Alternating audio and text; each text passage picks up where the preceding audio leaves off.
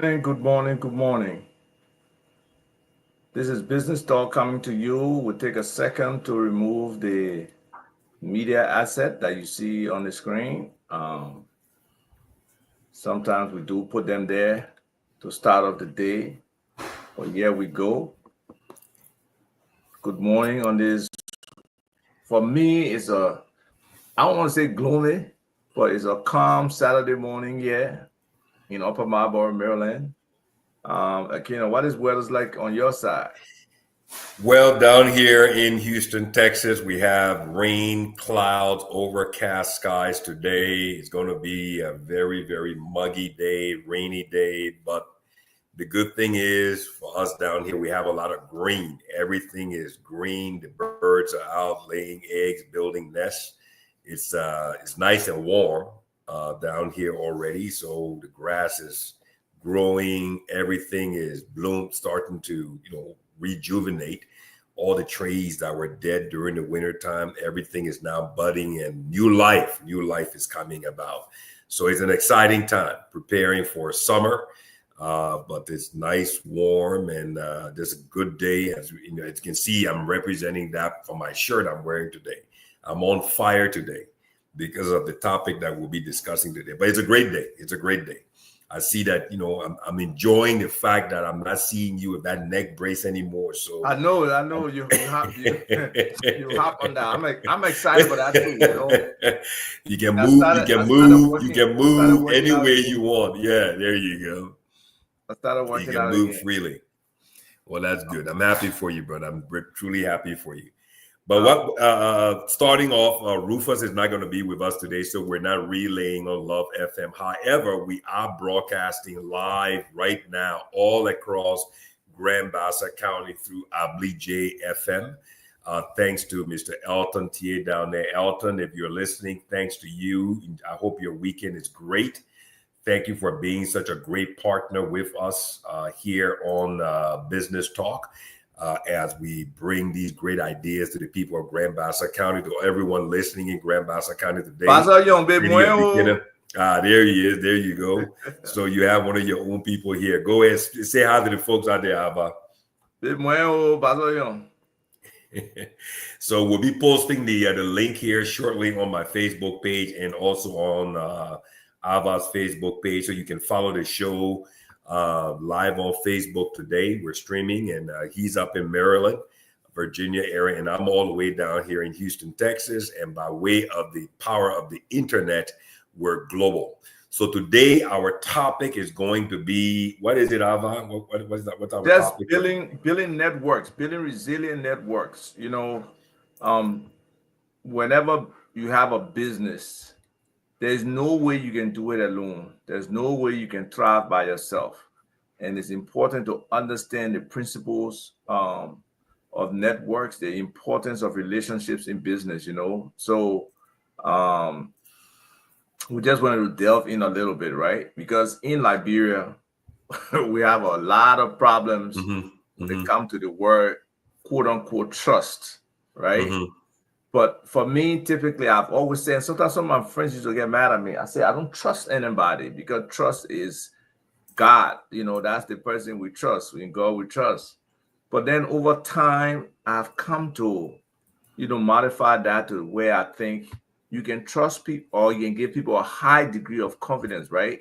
You can do blind trust. When I say you can do blind trust, you can get some level of trust, but you got to verify around these Mm-hmm. things. Mm-hmm. Mm-hmm. But for business, sometimes it's a different kind of trust. And in some instances, you just have to believe. So you are business development specialist. And I think this topic will be very critical to the people out there for you to, for them to listen to you, to hear how relationships are built. Like for you being in this business, how many times you have gone back to some of the same people, how you build that support system around you, knowing the different kind of needs you have, and how you can network effectively. Like you just walk into an environment where you don't know anybody, some of those things that you need to do. How other ways you can market yourself out there? How can you identify people who can be valuable, connections versus people who just there to just spin you around or to just, talk your head off? And then how do you build that community, right? your own community of business, your own community of residents, the community of other people who are on the peripheral. How can you bring that into your own ecosystem? So that's the kind of stuff, I want us to kind of talk about today to see how we can, get people at different levels of understanding of networking. And I think that's a very, very good topic, because the reality is what you just talked about, Ava, is as Liberian business people, right? Liberian entrepreneurs, that I believe, as a people who've been blessed with a great country as the Republic of Liberia, all of our natural resources, be it depletable, replenishable, and then the greatest natural resource, which is our youth, our young people. That's where we're challenged. We haven't come to or grown to the level of understanding of how important it is for us to succeed as entrepreneurs, as business people, to build a network.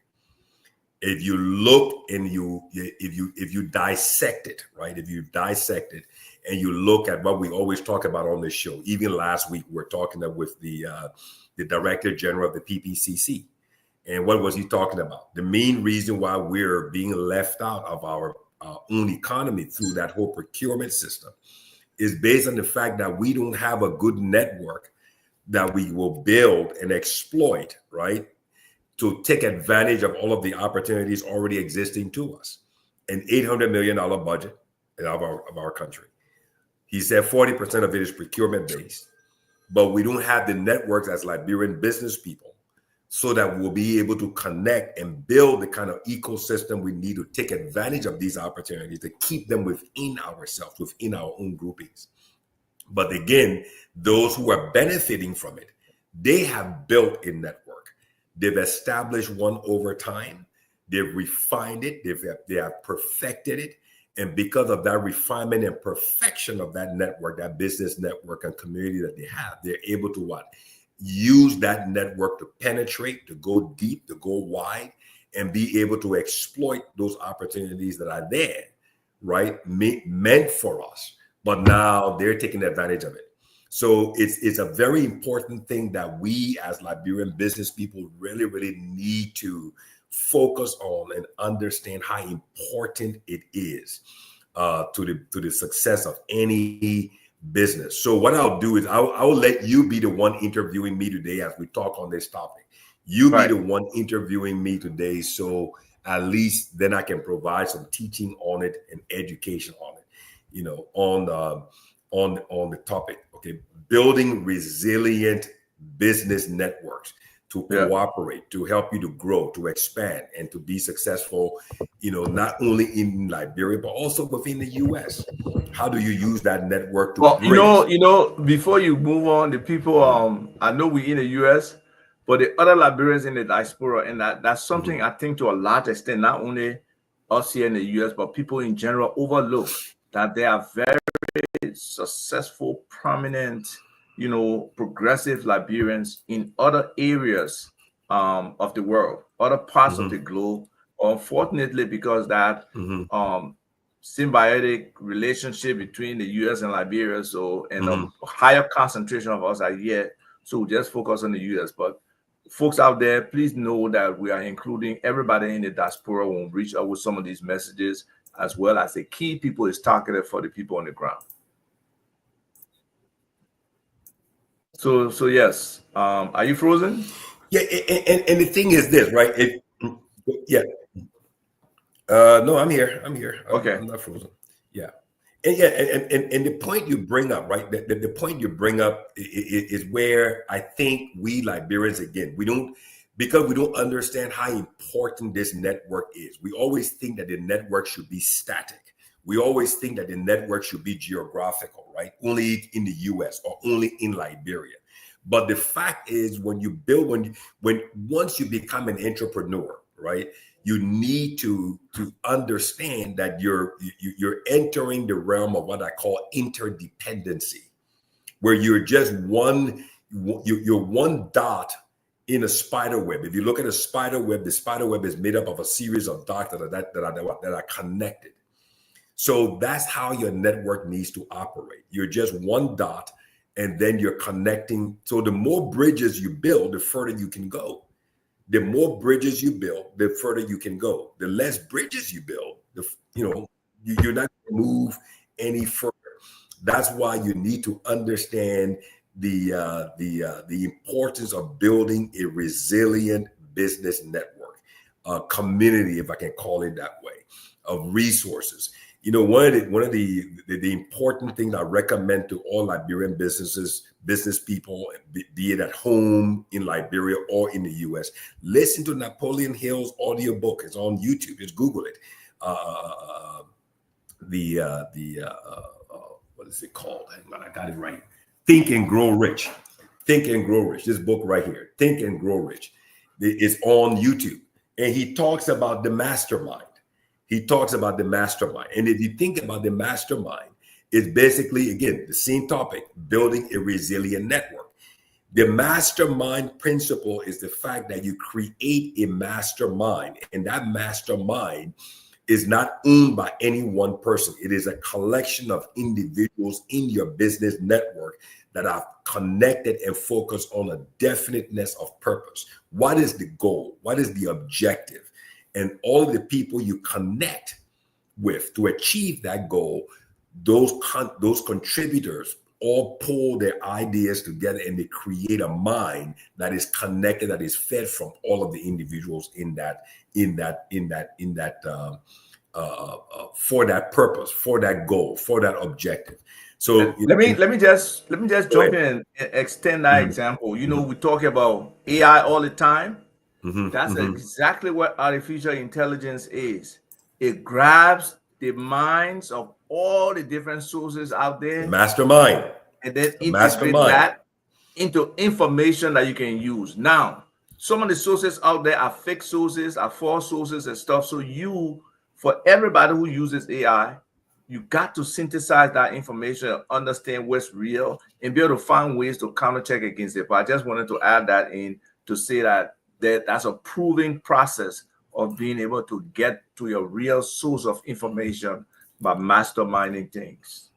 Yeah, and again, if you look at it from this perspective, right, Ava, think about this. We as Liberians, if I say I want to go into the internet business in Liberia, I mean, the leap for me to leave here as a novice of what's happening on the ground, my chances of succeeding in that market as a novice, right? Somebody who's left Liberia, let's say 30 years ago, and all of a sudden I've been working in that industry here in the U.S. and I've convinced myself that I can be successful in Liberia. In my success there with whatever amount of money I have will be very minimal if I do not build the bridges or develop a resilient network of people who can feed me the proper information of the realities on the ground. You get my point? So I need to create a mastermind that will be built on individuals who are in that sector, who can then feed me the information that I need to alter, to refine, to modify, and upgrade my plans so that my strategy to execute my plan will be more successful. So the business network is so important to gain access. There might be somebody already on the inside. So connecting with that person makes it easier for you to come through the front door or trying to climb through the roof or come through a window as a burglar. You get my point? There might be somebody sitting at the door who will give you easier access. You may not relationships open doors. Relationship. That's exactly right.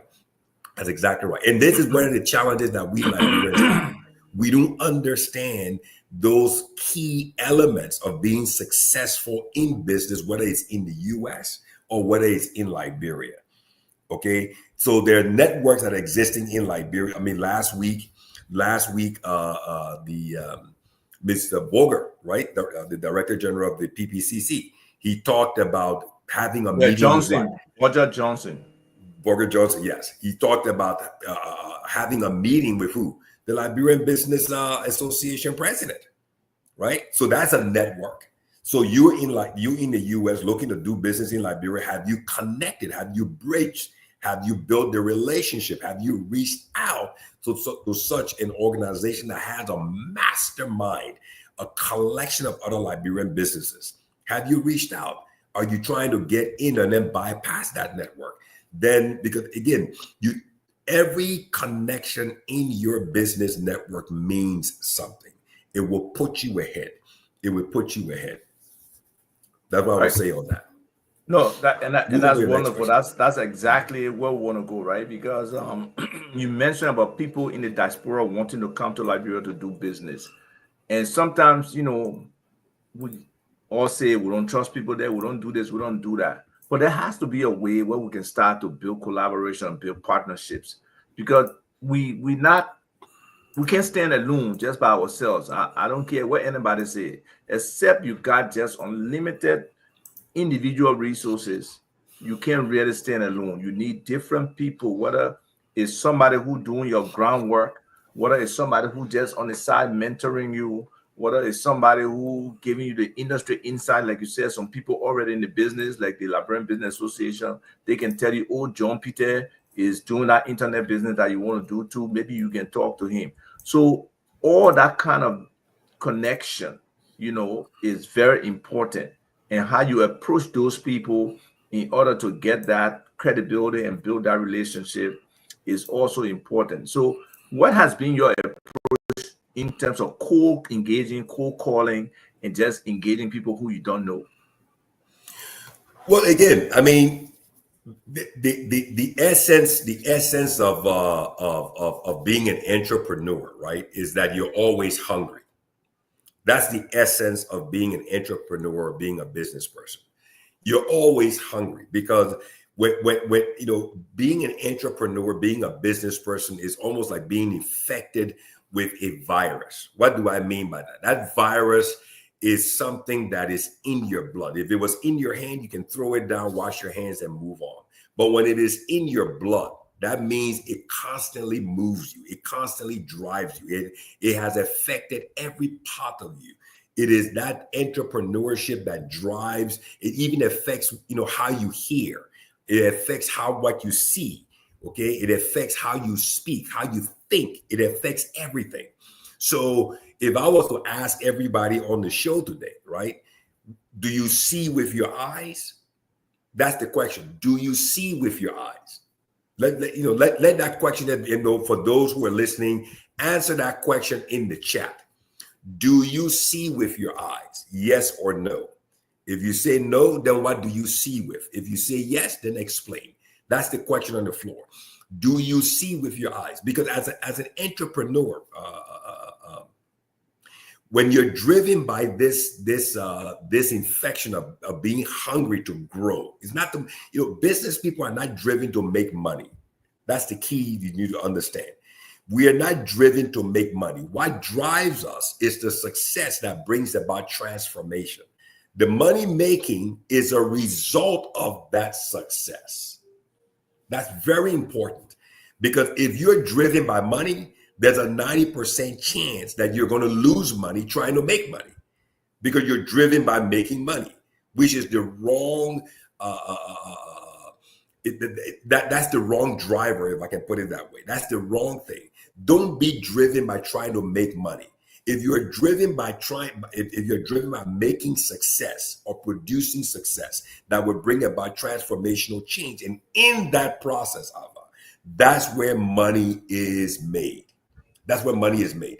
So when you're driven by that, you're then the fear of meeting people, engaging with people, talking to people, dialoguing with people. That fear is no longer there, because you're driven by the hunger. Because everybody. So what motivates me when I go to places like Liberia, for example, it's not the big business that motivates me, because the big business I've already grown.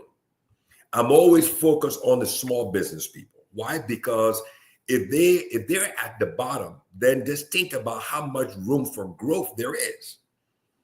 You see, so if you're going to Liberia, if I'm going to Liberia to say, let's just say, for example, I want to do a business in coal pots, to bring something to enter into the restaurant business, right? And I said, We you got to know bring what? my man from the Copat, Maurice Dupa. We got to bring him on one of these Yeah. days. But he's really doing well. Yeah, so what I'll do is I will strategize and say, okay, I'm not going to go after the restaurants. I'm going to go after the small and medium eating locations, because those are the folks who are using burning more coal. And then I want to focus on, what we call the economy of scale. How much can they afford to spend? I will bring a product in. I won't just sell the product, but I will identify maybe 3, 5, 7, or 10 locations that I would give them the product for them to use it as demonstration, and then have them to be my own marketing people, because within that market of the small eating locations, that's a network by itself. They all know each other because they're all competitors, but they're all within a specific market or a specific industry. So if something works for one, they will share that information with the other. So the best way to get in, I will identify folks and then connect with them. But again, what drives me to talk to people is that I've overcome the fear of engaging people. Business people love to exchange ideas, and every businessman is driven by progress and success that will ultimately transform and generate money. So he's always looking with that hunger and that thirst for new ideas to meet with people that will help them to move to the next level. And that once you connect with that person, the dialogue starts, the exchanging of ideas, and then a mastermind is created. And then from that mastermind, a purpose, a focus, a strategy can now be developed. And then the relationship is made, and then we can move things across. Right. So then what about maintaining some of those relationships? What will you advise people? Sometimes people only call when they need.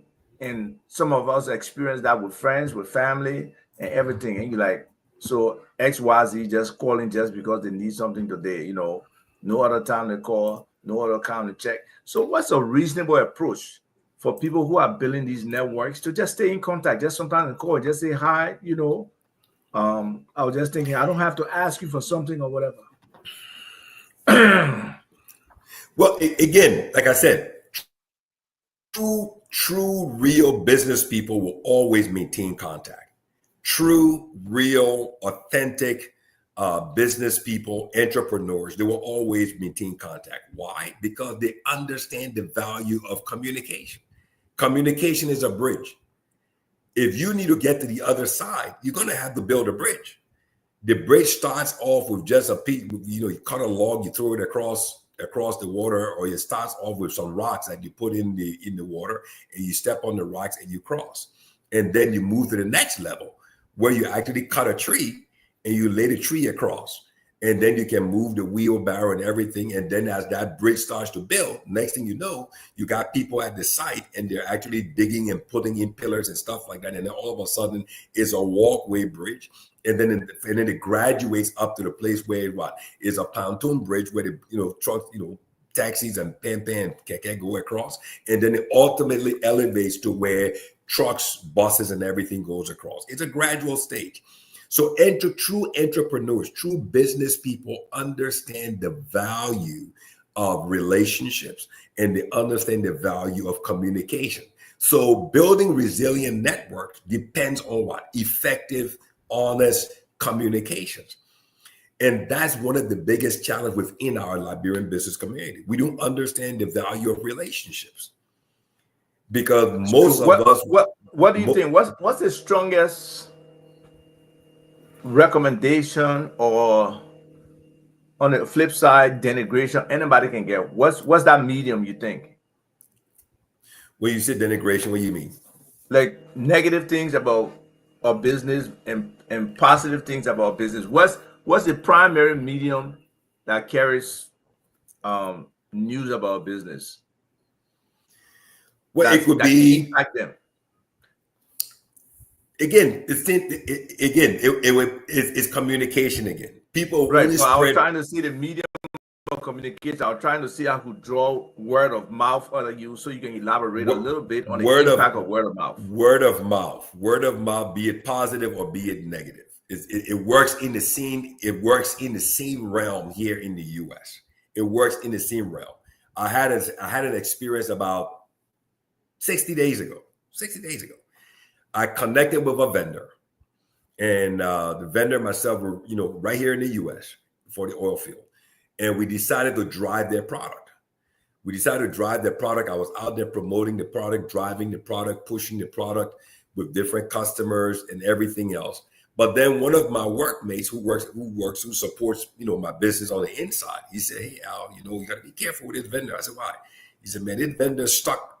One of my counterparts who also covers the drilling side. He said, "Man, those guys stuck. They stuck. What's his name, John over there. So you got to be careful with him." So I said, "Okay, let me reach out to John." Word of mouth. You see it now? Word of mouth, right here in the U.S.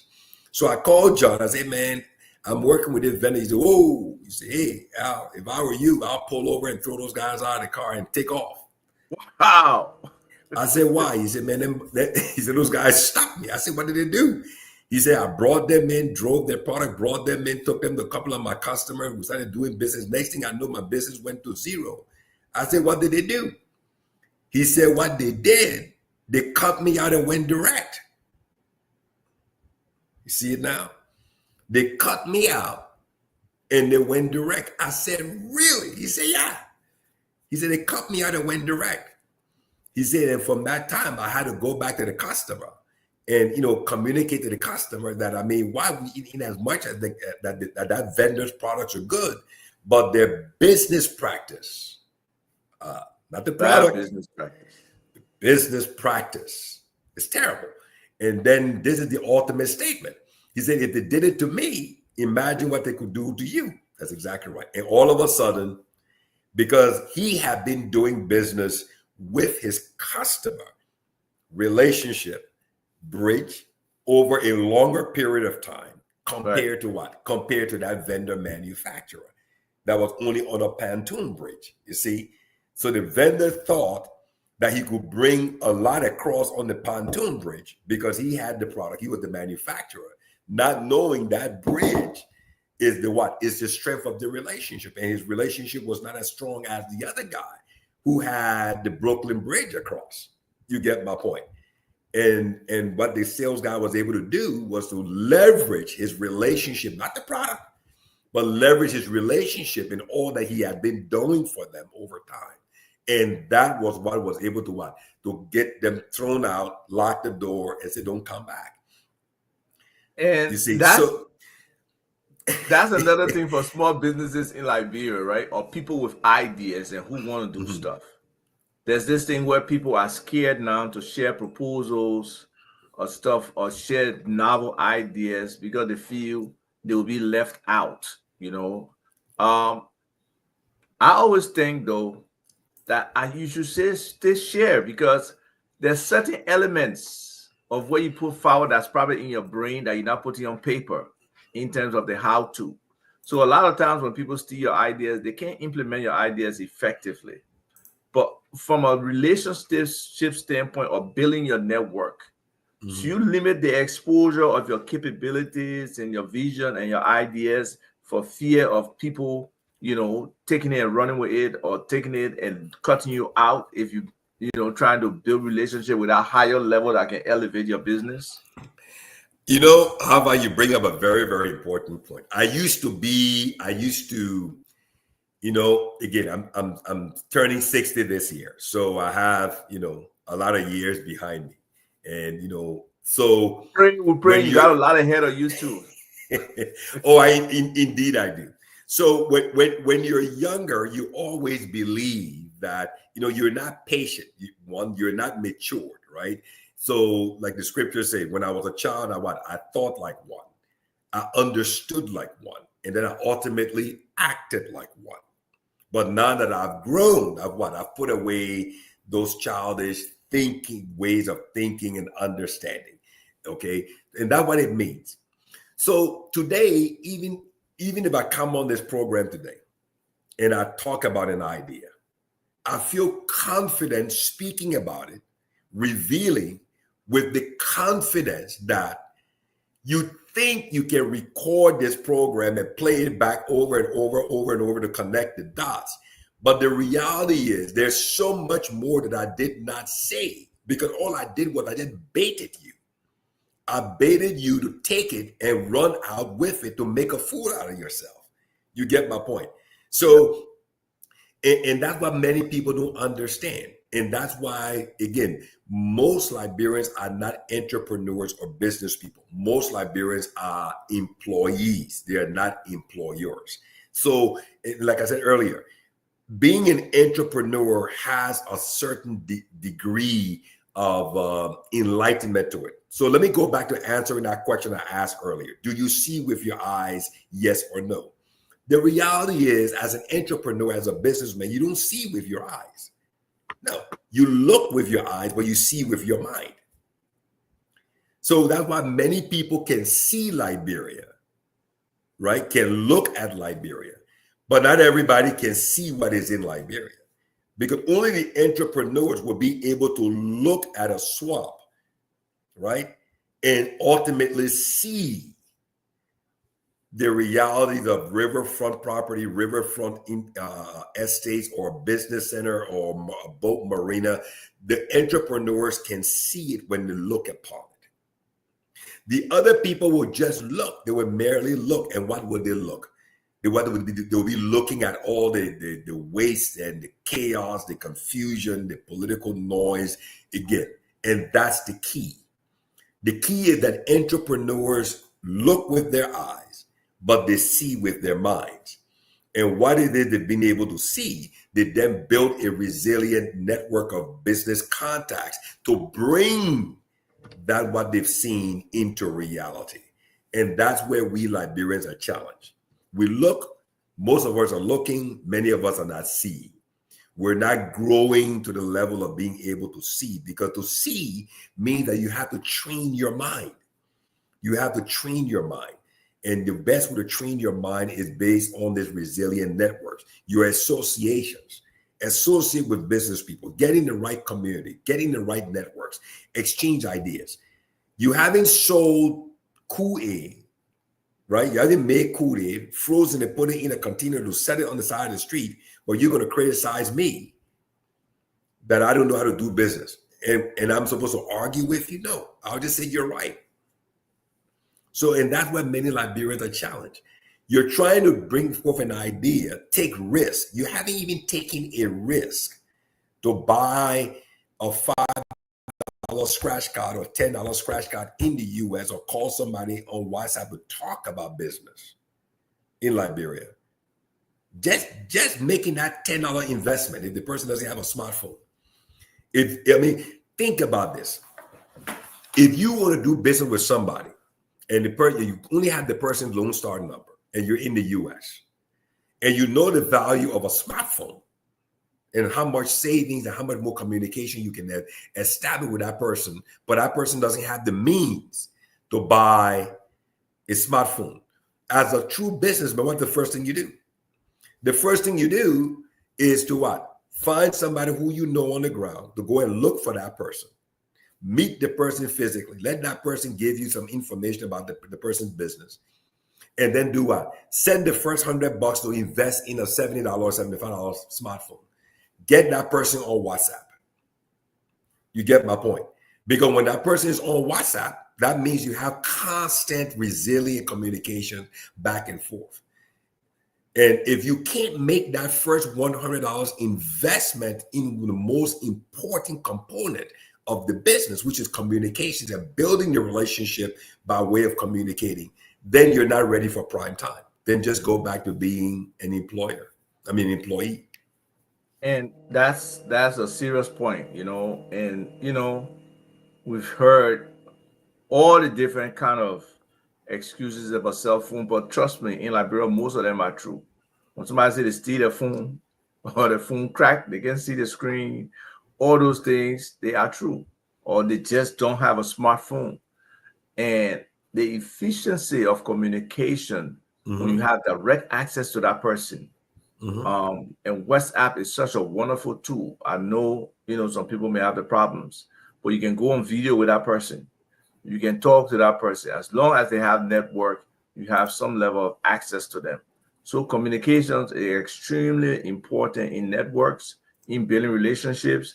You can just drop a note now and then. You just if you got a specific Rolodex of, or that listing of your key people, that you have to deal with, because you got to have your circle of resilient network participants, those people, those different people that you can rely on, that for the Mhm. multiplicity of reasons that you need to be involved with people, whether them giving you insight, whether is them being able to recommend other people to you, whether it's the business association, or now in Liberia we have a few incubators. That's another group of people we need to talk to.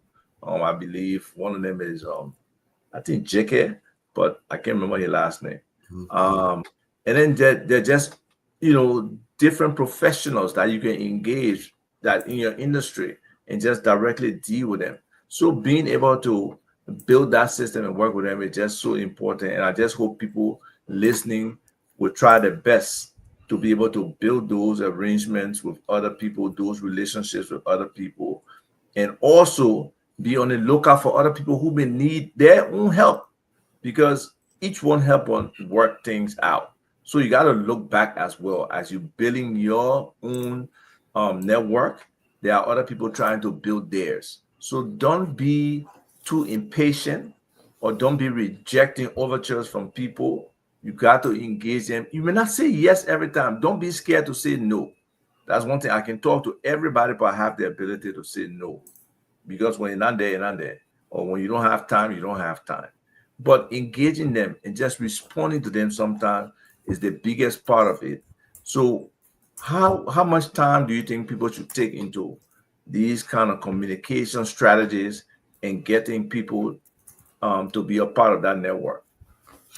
Again, as a business person, as an entrepreneur, right? We you need to understand. I think most again, Liberian businesses, business people, entrepreneurs, be it at home in Liberia or in the US or wherever, don't understand. I don't think we've grown to the level of understanding of how important communication is. Now, let's break communication down, right? So, what the communication we're having today is what is oral communication. We're speaking, we're talking. So oral communication is very important. I can tell from the level of a business person's understanding from what, from the words or the vocabulary that he uses, right? No question. Because yeah, and that's why it's important to engage. That's why engagement in entrepreneurship is so critical, is so vital. Okay. When you engage in communications as a business person, it is so vital, it is so important, because a lot comes out. A lot comes out. How the person sees things, how they understand things, how enlightened they are, how much knowledge and understanding they have in that sector of the business, how much contacts they have, how long they've been in that business, their successes, their failures. You get my point. Why Yeah. they succeeded, why they failed, how much they've invested in it. That's why, again, like I said, if I choose to invest in go after a specific market segment in Liberia, I don't look for the big folks in there.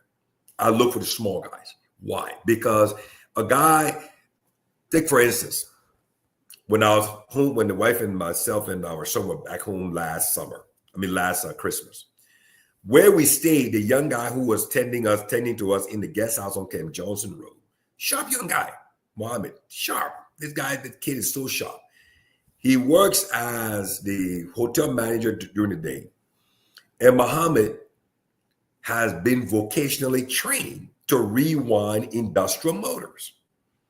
This young guy can take a 25, 50, 75, or 100 horsepower motor that been burnt either at Semenco or wherever it is, break it down, take it apart, clean it up, rewind that motor, and get it back into service. Even Really? for a generator. This young guy, I'm telling you, this young kid. So, so I gotta find out from him whether he can do bulldozer and excavators This and stuff like that. this kid can take a 50, 75, 150 kVA generator that has an alternator that's connected to a shaft to an engine. If it's burnt, can take it, break down the alternator, rewire it or rewound it, get all the data and everything back to running. But guess what? He's challenged economically or financially of building a proposal, right? That to take to all of his customers. So I said, okay, you know what? I got a training session for you tomorrow. Tomorrow morning, I'll wake up early, bring all your pictures, and sit down with me here in the breakfast table. And then that you'll take your pictures and go to the cyber cafe. You'll scan them, and I'll help you to put together a proposal. So when you go to your customers, the first thing is, again, communication, presenting what your capabilities are. Right. That imagery. That's exactly right. That stuff. Communication again. So I said, don't let the guy tell you how much he will pay you to rewire his generator. What you do, meet him, introduce yourself to him, but hand him your proposal.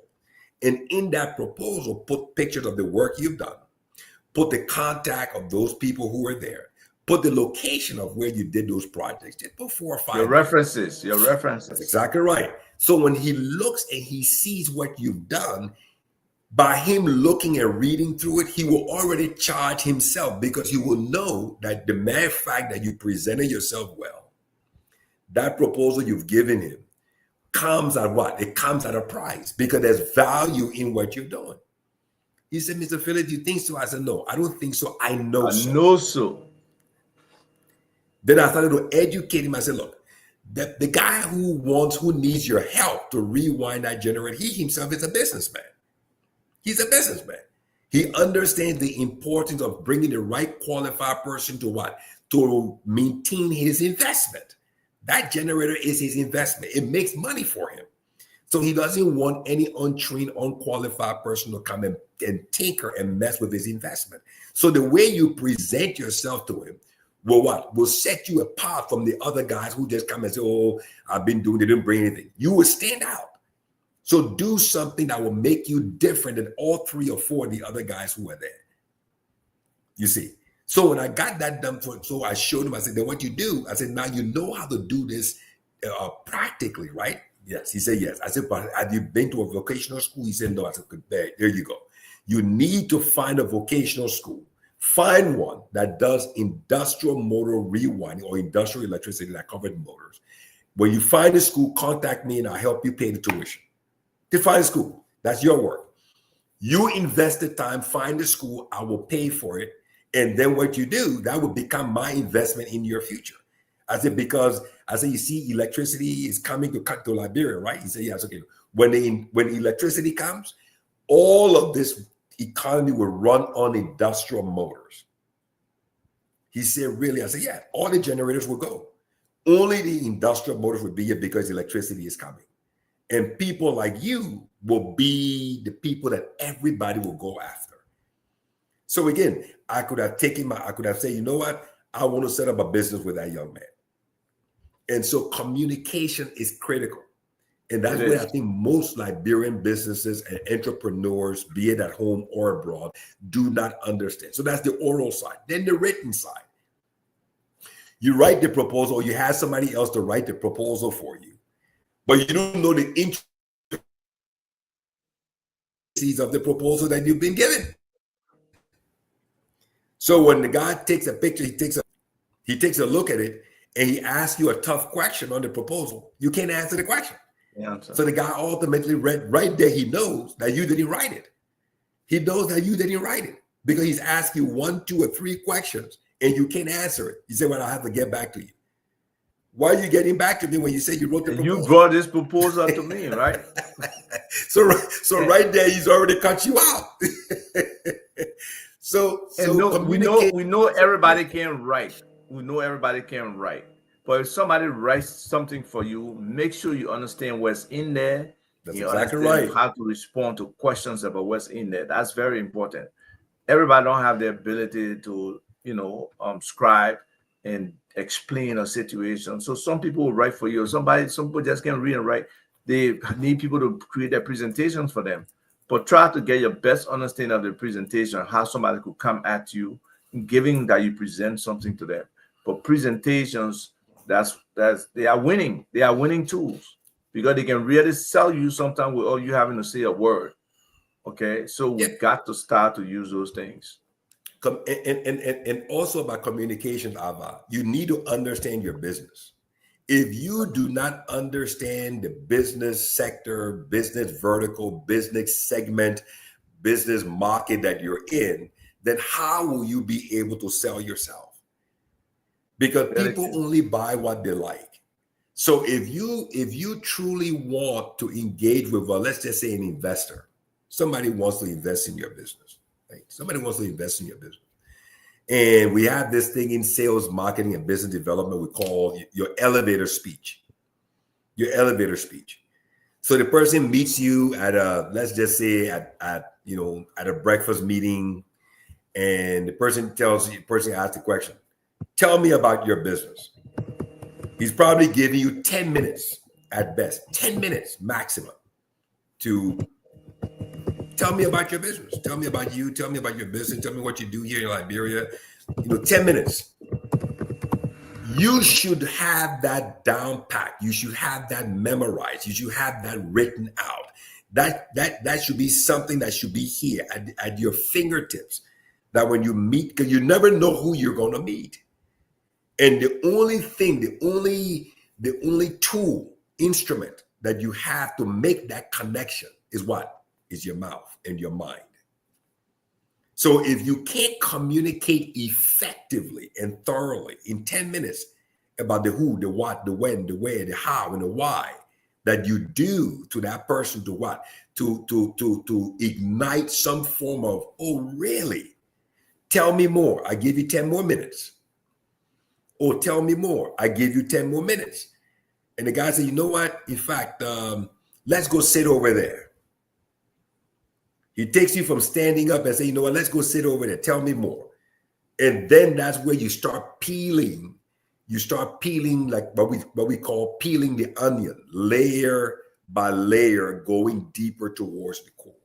And that's where I think that takes you knowing your business. That's exactly right. Really That's exactly understanding right. it.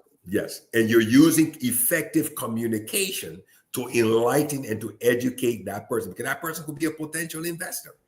That person could be a potential partner. And Or at that potential point, customer. and at that point, I go back to what you talked about. There's no trust there.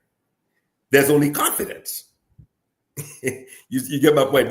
At that point, during that entire conversation, during that entire relationship that is being built, there's no trust. No. Only confidence.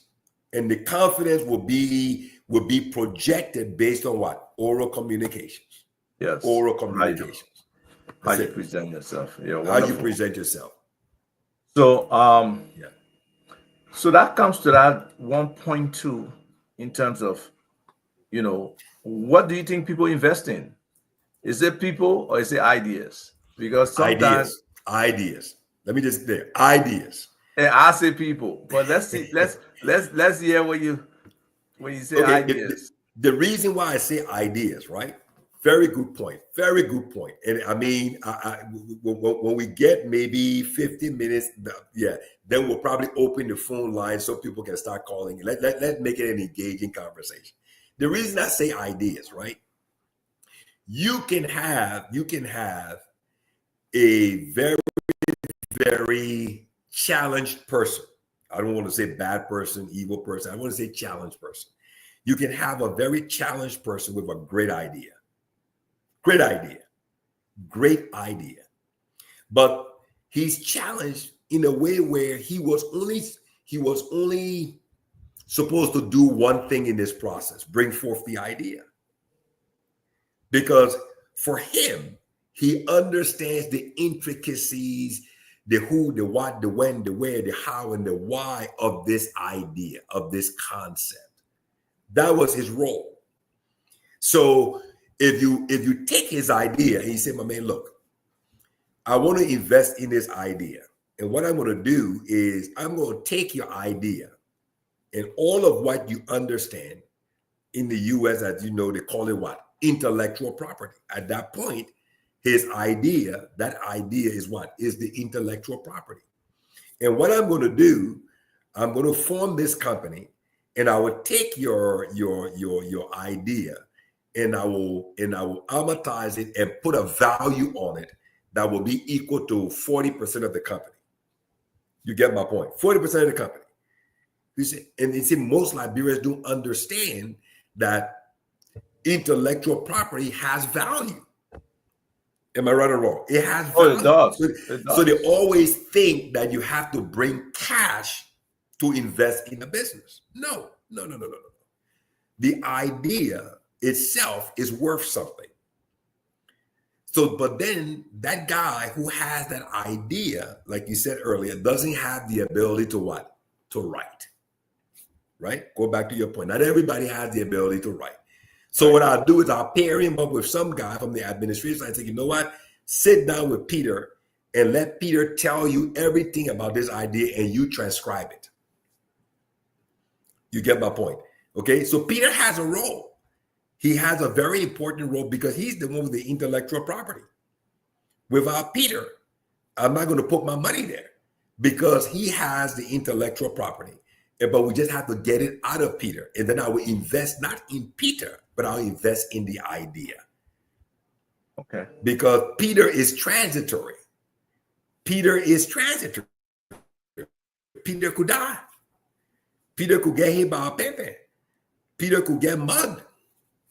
Peter could, I'm just saying, Peter could get run understand off what the you're road in the saying. keke. So what But happens if with the Peter intellectual gone, property? Yeah, yeah. if Peter gone, you still can implement his Mm-hmm. idea. You know what I mean? So for me, I But believe that that's why from the beginning, the first thing I invest in with Peter is someone to get all of that out of Peter. You get my point? You got to get it out of him. Right. You got to. I mean, that's your first investment, Peter. I'm sending you $150. My brother bringing the money to you when he gets there to you, or my son Rufus is bringing the money to you. When he comes, he's coming with a brand new smartphone. He put in $10, $25 data in there for the whole month, and he will show you how to do it. He will create your WhatsApp and everything. All you have to do, put your SIM card in there. And anytime I call you, Peter, you better answer the phone because now I own you. Rufus, every day you go to Peter, you find Peter, let Peter come meet you at the cyber cafe. You'll sit there with a laptop and let Peter explain everything about this business. Let him vomit it. And you write it, you structure, you send it over to me, and then I will put it together because I understand that the intellectual property is what I'm investing in. Peter is just the vessel that was what? Anointed to bring that idea. Go ahead. Yes. So that's where I kind of divert a little bit, right? Because I believe that implementation is key. And that person who has that knowledge, that idea by itself is there. But that person who has that idea and has the ability to execute, they are more important than the idea. Because a lot of people already have ideas. Ideas are dime a dozen. They're everywhere. On any street corner, you can speak to somebody and it will give you an idea. And even where we come from, Liberia, there's a lot of people with ideas who come at you. But the other things around the person, right? Can it bring people together? Do they have the leadership skills? What is their character? They have this idea, but are they passionate about it? Would it be persistent when it going gets rough and tough? How do they handle themselves? You know, so you may have the idea, but do you have the vision?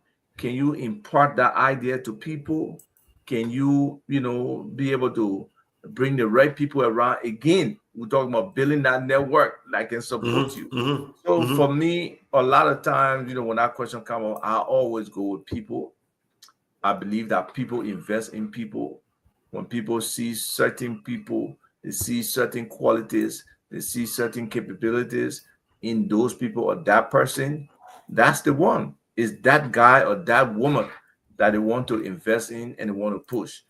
And sometimes it's that person that people will listen to, because a lot of people who are in these certain areas, they don't listen to everybody. You got to strike them with something different, something that says, yeah, this guy is the real deal. This lady, she knows it. She's the real deal.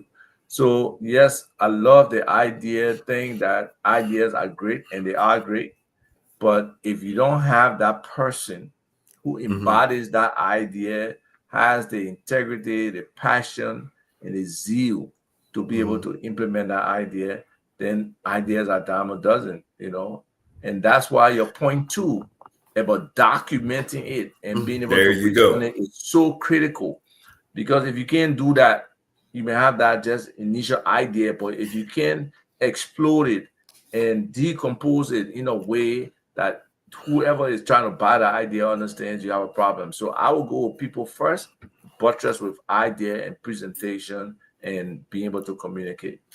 The other thing to add to that, Ava, the reason why I would say, think about this, right? In as much as Molly, who brought the idea, I engaged with Molly, found out what the whole thing, the whole idea, the idea, the concept. This guy is loaded with this idea. He knows the intricacies.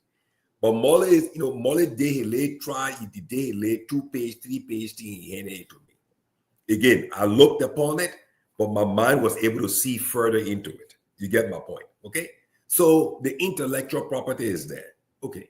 So then I engaged with Molly. I moved it to the next level. The question now is this. I understand that Molly's challenged because Molly may not have the resilience, the key thing we're talking about today. Molly he hasn't built a resilient network. Because if he had built a resilient network, maybe he doesn't even know the importance of it. That's why he hasn't yet been able to to associate and connect with the right people to move this thing to the next level. You get my point, okay? So again, you're right. There must be some level of investment into Molly. But the point is, Molly has to be brought along through a process of growth. Because if you invest too much in Molly at an early stage, Molly may not even understand the importance of that investment. You remember what Jesus said? Don't cast your pearls before swines. That's it. Don't cast your pearls, that which is valuable, before swines who don't have an appreciation of it. And he gives a 3-step process. They will step upon it, they will trample upon it, they will turn on you, and they will rush at you and kill you. That's it. So Molly had to be brought through the process. The first thing you do, you invest in a phone. Number 2, you invest in someone to be with Molly, to help him to grow through the process. Maybe Molly doesn't even understand the value of punctuality. Molly, every 9 o'clock, you got to be at the Cyber Cafe in town. Molly showing up at 10 o'clock. Molly, what happened? Papa, you can't see a ring. No, Molly, the ring got nothing with you being here. And those excuses. So 6 months in a year, it rains. I was telling somebody, rain should never be an excuse for any Liberian. 6 months in a year, it rains. We know certain areas will be flooded. From the time of our birth, qualified from the time of our birth, it been raining. We've been having 2 seasons, rainy season and dry season. But Molly will tell you, Papa, you can't see a raining. Molly, you being here at 10 o'clock have nothing to do with the rain. Did you get the transport? Yes. Why did you take the pepper? I didn't want my clothes to get wet. Molly, it doesn't have anything to do with you being here. Wear slip-up, wear short trousers. When you get there, you change. Bring your little bag. So again, the investment in the person has to be so we help them to grow. We help them to grow. And if you think about it, right? In all seriousness, if you look at the quote unquote expat businesses in Liberia, let's just as it relates to building a resilient network, look at what they do. They make sure the upper level, when you look at the organogram, because the organogram is in steps, right? You start with the highest person, then the next layer down, then the next layer down. Where are Liberians in these organizations? Most times at the very bottom. Most times.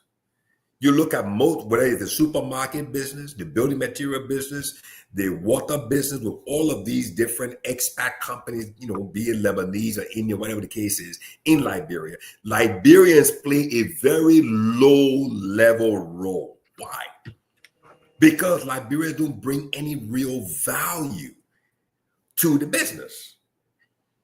So they keep them at the very level. Above the Liberians, they put another level. That next level is all expats. They bring in either Indian, Pakistani, whatever the case is, and they put them above the Liberians, and then you go higher to the next level. So again, communications, one. Right mindset is two. Because nobody wants to bring the person with the wrong mindset into their mix. Because that mastermind that has been created cannot tolerate anyone being attached to it that is of the opposing mindset. Because that mastermind has a what we call a definiteness of purpose. There's a purpose, there's an agenda, there's a set of key performance indexes that have to be achieved based on time, based on schedule to produce results and transformation. So that mastermind cannot, I mean, whoever the business owner is at the top would not want anyone at the lower level to interact with it. No, you keep them there, let them stay there, let them operate there, because those people, they have tasks to carry out. And that's why, again, resilient business networks, the right mindset, you look with your eyes, but you see with your mind.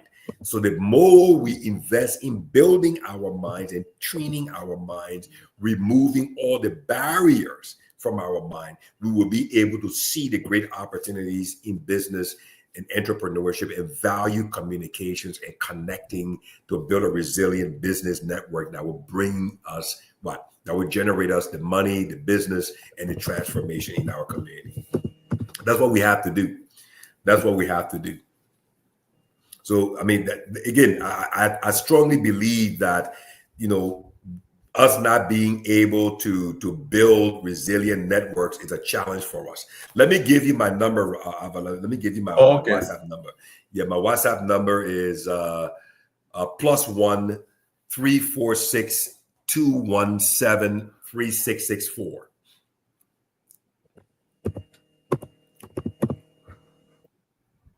Yeah, +1 346 217 3664.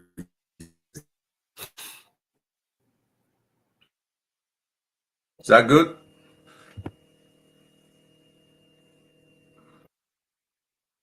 I don't know whether it's me or it's him, but the screen seems frozen.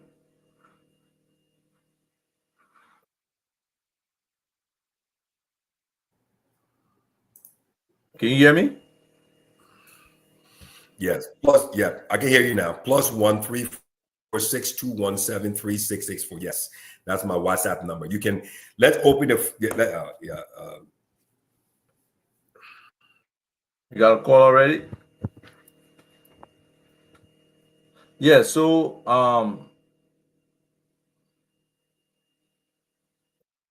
if you are interested in this conversation and want to participate or share your thoughts on network or resilient networks or how to build it or your own experience with your network, please call.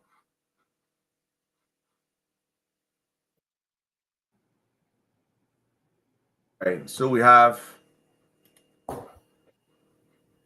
Nikki here. So you, Kino, you back, right? Yeah, I'm back. I'm here. I can see your comment. Right. Hello, Avi, Mr. Phillips. I'm late to the show today, but I'll rewind and watch up from the beginning or from the start. I find it challenging to leverage my network. What do you mean by challenging, and what do you mean by leveraging your network? Are you trying to? So the question now becomes: who all are in your network? Who all are in your network? One, what level of what market segments or what area of specialization in those individuals in your network? What do they do? My wife has this saying: everyone is a resource. Everyone is a resource. So what resource is that person, or is each person in your network? What are they contributing to your mastermind? Okay, so everyone in your network is a contributor to that quote unquote mastermind that you're trying to create for a what? For a definite purpose that you're trying to execute. Okay, so what are you trying to implement? What is it that you're trying to achieve? Right?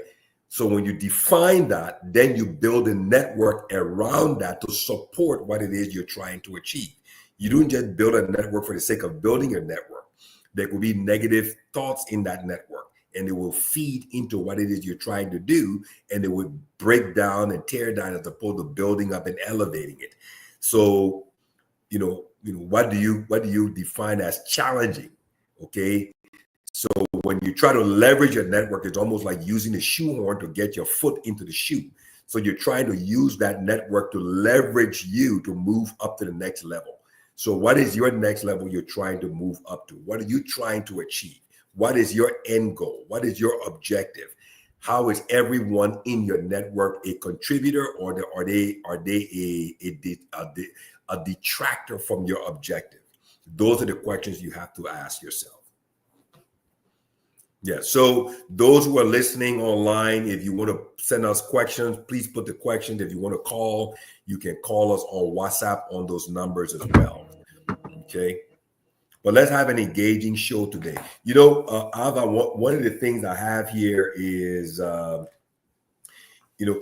the 10 things to be successful in business. I have here number 8 is the team. It could be the team, could be defined as, again, your resilient network.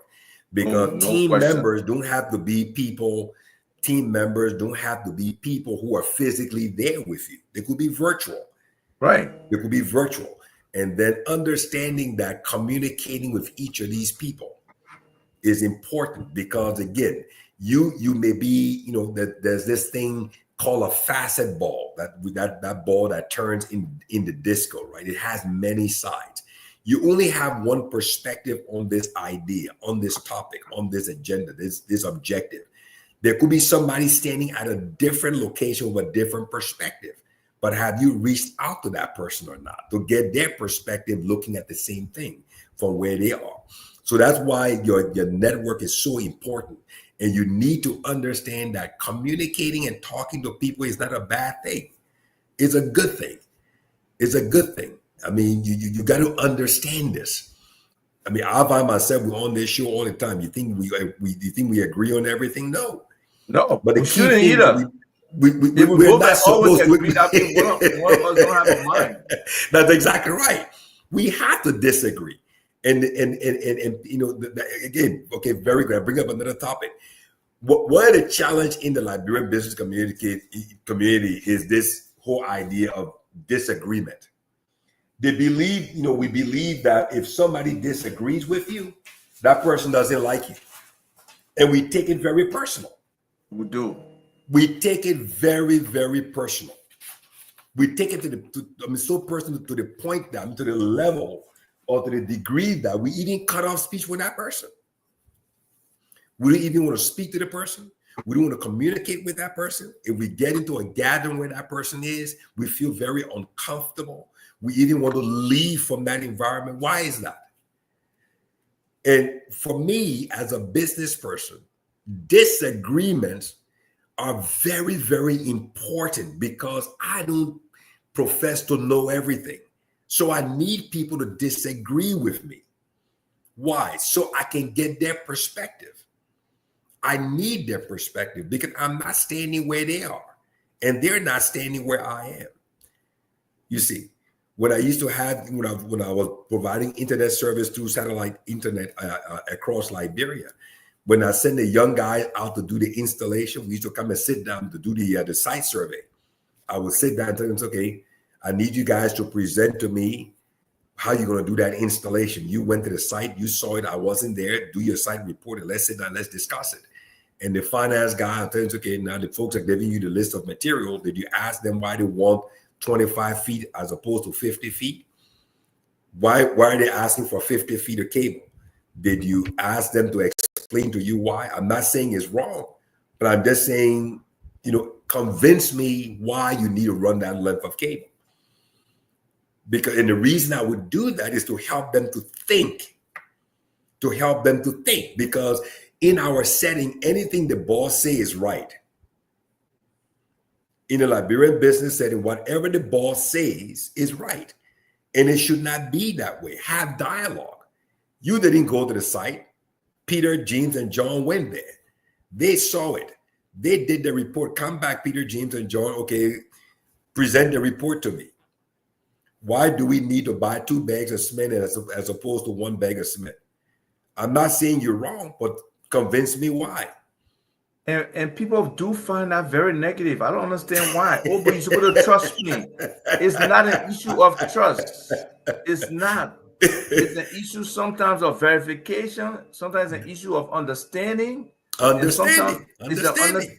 an issue of what is the rationale behind this action, and people just like really, really taking negative that people will ask them questions. Yeah, and you're right.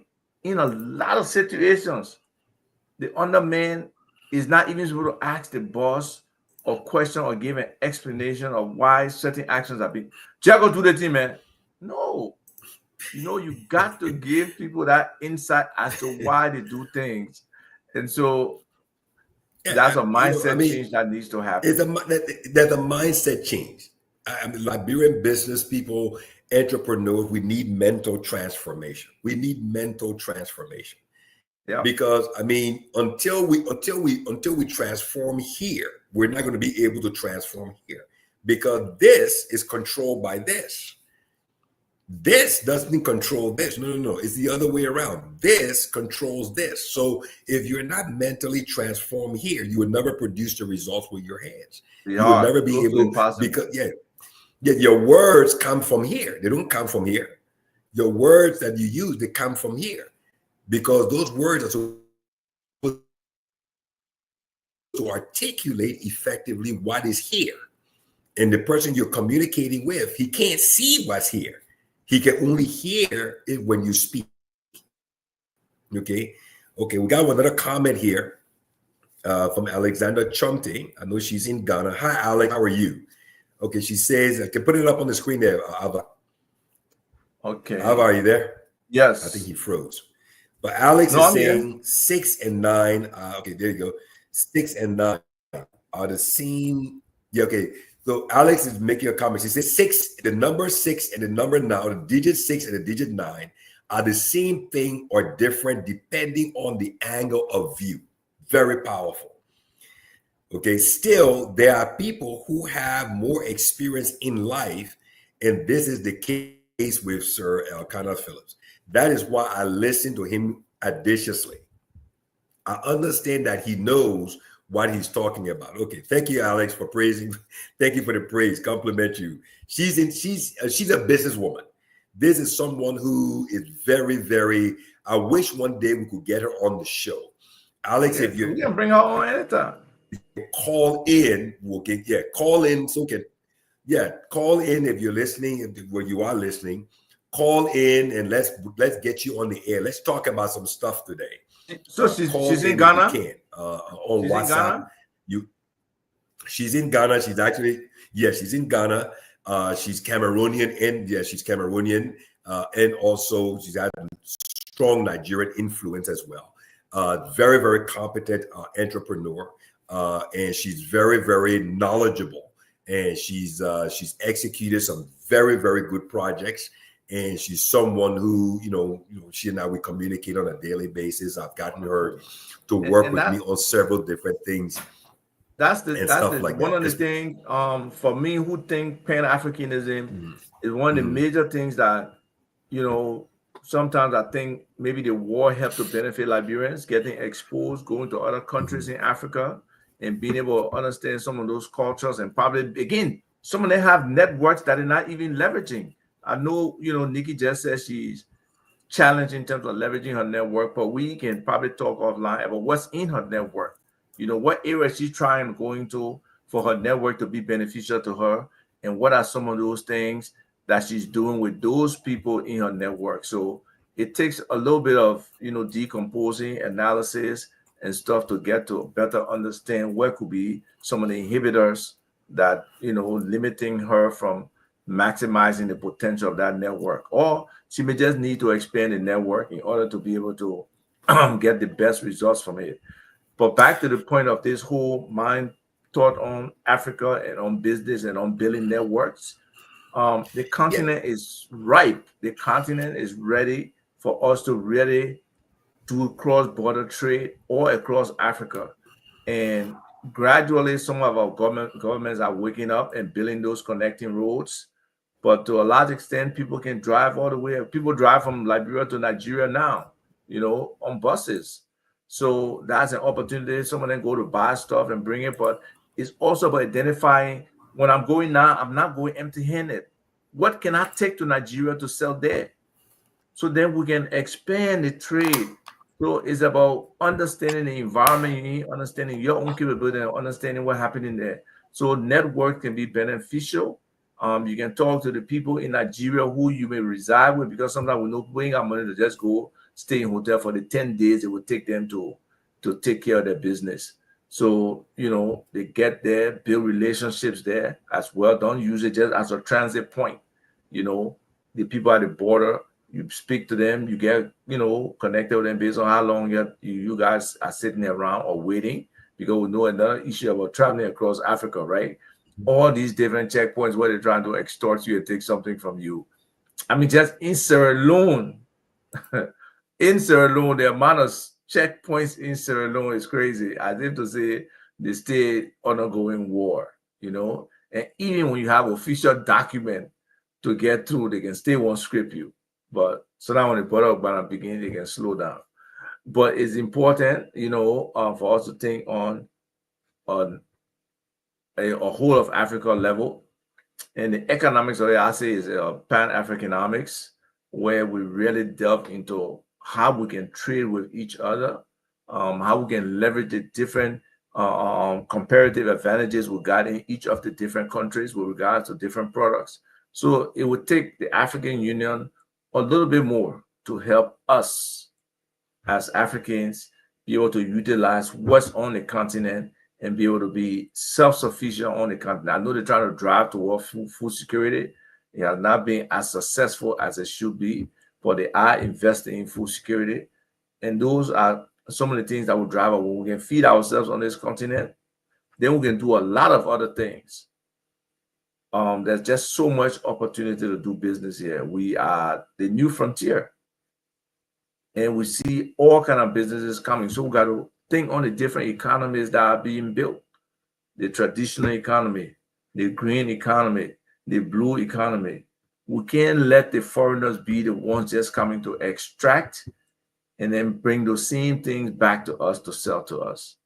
So whether it's our minerals, whether it's our forests, whether it's our fisheries, whether it's our other stuff in a blue economy, or whether it's back to the green economy where we got climate change and other things that could lead us, we all need to build this network of self-sufficiency for Africa.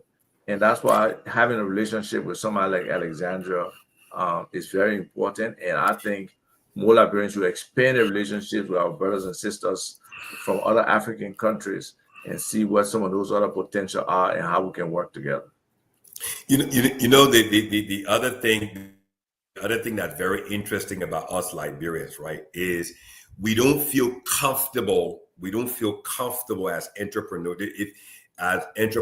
or business people engaging with people who don't look like us or sound like us. That's just the reality. If you take my phone, there are people who I still communicate with today that I met only once in Ivory Coast, that I met only once in Togo, that I met only once in Sierra Leone, in Guinea, in Ghana. I still communicate with them. Even you look in my phone, when I go home, I don't usually, deal with using a car. I always ride a pen.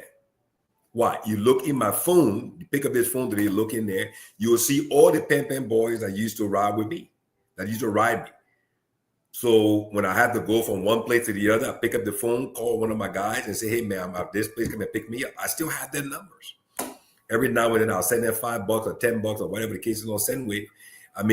Because we Liberians don't understand. We don't understand how important building a resilient network is.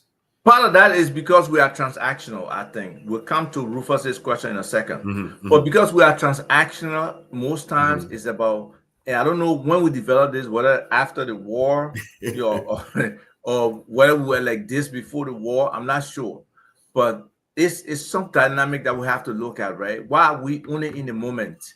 Is about what I can get from this person or this engagement right now, and not about what is the long-term benefit of maintaining this.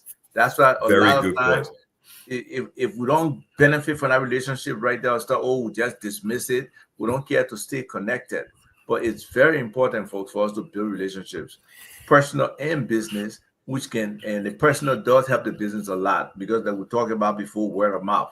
Those referrals are very key. Somebody know you can do something. Somebody, and that's why your business, you always be on your forehead, basically stamped.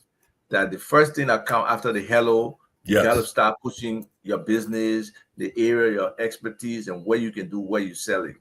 So but we can come back to Rufus's question. You, you, Yeah, go ahead. let, Finish. let me let me go deeper into that point you just brought up, right? One of the biggest challenges for Liberian businesses, entrepreneurs back home is that, like you mentioned, during the conflict, right? So before the conflict, the overwhelming majority of Liberians were who? We were employers. I mean, we were employees. My father was not a businessman. He was an employee. He worked for Firestone all his life. I mean, you name it. Many Liberians were 90% were employees. So entrepreneurship was not part of our fabric. It wasn't part of our upbringing. My mother dabbled into it to some degree. She used to make bread for the Firestone supermarket, planting chips and other things and things like that. But she worked 9 to 5 at Roberts International Airport. So the better part of her day or her week or her time was either with being a mother to us, a wife to our father, and being an employee to RIA. And then whatever time was left over, she carved it out to provide the products, the light bread, muffins for the Firestone supermarket and the plantain chips. So again, the bulk of our upbringing, of our makeup, is not entrepreneurship. Entrepreneurship, when we were growing up, as you know, Ava, before the conflict, before the war, were either the Indians, the Pakistanis, or the Lebanese, or the Fulas and the Mandingo. That was it. That was it. That segment of the population, they ran entrepreneurship in Liberia. Go to the conflict now. So the conflict now comes, and everybody has to what? Has to survive. Has to find a way, a means to survive. And now, as we all know this adage, right? What does it say? Necessity is the mother of invention. And this is what drove Liberians, the overwhelming majority of us, into becoming entrepreneurs, because it was not something of choice. It was the only way to survive. And through this, that was where the first true generation of Liberian entrepreneurship came from. It came from the need to survive, okay, on a massive scale. Then, Pete Liberian went to Guinea, went to Sierra Leone. Some people went to Cote d'Ivoire. Some people went to Togo, to Benin, Nigeria. To this day, my first cousin, my mother, younger brother, who lives, his son, Edmund Dagbe, who's in Nigeria. He probably listened to the show today. He's a businessman there. And how did he get there? It was the war that drove them there. But through that whole process, he became a businessman. So, and now what came out of that is this whole adage of hustling. Before you joined Business Talk, we had a whole show talking about hustling.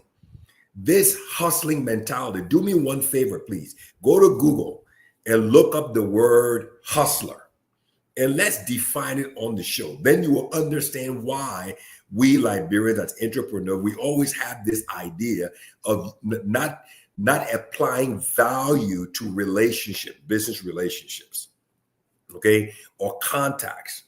So when you look up the word hustler, do that for me, Ava. Let's do it for everybody. Let's pull up the word hustler take it from Google and paste it in the comment here so everybody can see it. It's an amazing thing. A hustler is a swindler. Yeah, let everybody, because the typical Liberian person, you call them, I can't hear you. You're on mute. All right. That's one definition of a hustler. A hustler has multiple definitions. I understand. Because look, we can go to, what is this? This is North American Dictionary. So there's a wonderful thing, because sometimes I think we had one show and I referenced a flyer. I used the word hustle. And somebody like, oh, hustle. But let's share this screen. It's important that it's important that you brought that up because people have to see it. I don't know. Can you see the definition? Okay, so wait, you went to my American dictionary. I just Well, went. I just Google in Yahoo search came up with hustler or go getter. Put there. Who is a hustler? Who is a hustler? Yeah. Okay. We can look at Merriam-Webster. Okay, very good. Let's go to Merriam-Webster. Let's see what A Merriam-Webster person who has to hustles, say. such as one who obtains money by fraud or deceit, one who lures less skillful players, an athlete who plays with alert energy and aggressiveness, or even a sex worker. So that's what I'm saying. There are multiple definitions to hustler. But I agree with you that the primary connotation, is somebody who's a scammer or swindler or deceitful. That's a hustler. They will hustle you, whether on the Jogabu, whether in a community or whatever. In business or whatever the case is. Yes. And so when you take this definition, right, and you apply it to why we don't build resilient networks as Liberian entrepreneurs, that's the reason why people. Because we're always hustling. This is my point. So like you said earlier, right? You brought it up. You said, why is it that some people will only call you when they need you? This is my point. Because there's no value placed on that relationship. And they're not seeing that relationship or that connection to you as a bridge that will help them to get somewhere and that will also help you to get somewhere. So they're always in this hustling mentality. And that hustling mentality doesn't allow you to build bridges. It only allows you, and then you're seeing everyone from a temporary point of view, from a temporal point of view. You see, people are only temporal. They're only temporal.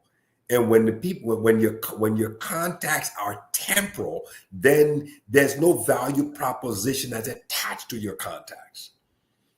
And that's where, let's use the word that Nikki brought up today, leverage. So how can you leverage somebody that you haven't applied value to help you to get somewhere? That's where so that's why a lot of Liberian business will find ourselves stuck because, everybody's only in it for themselves because they've got this, I mean, you've got to respect the Liberian business person, right? Who's trying to hustle. Okay, you're aggressive, fine. But where is your energy directed? If you remember from high school physics, right? There were two things we studied in physics class, a vector and a scalar quantity. The scalar quantity was the hustler. He had magnitude but no direction. But the vector had magnitude, which is the energy to drive, but he was what? He was focused on a definite purpose. Because he had direction. It depends on how you use the hustle. I still say there's a positive hustle, there's a negative hustle, So, but I don't like to use the word because again, I mean the real. I can understand that. I can understand it. I like to say, when I call somebody like this, man, how's everything? Say, man, the hustle is hard. I said, no. Don't say you're hustling because if you tell me you're hustling as a business person, that means you're about to hustle me too.